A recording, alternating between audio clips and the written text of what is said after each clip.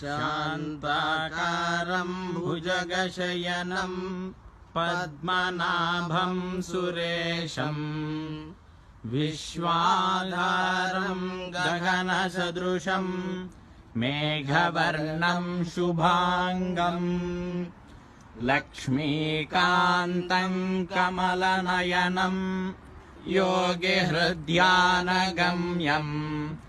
వందే విష్ణుం భవభయహరం సర్వలోకైకనాథం.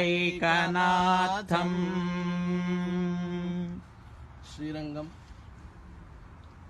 శ్రీ రంగనాథ స్వామి యొక్క దివ్య గోపుర దర్శనం.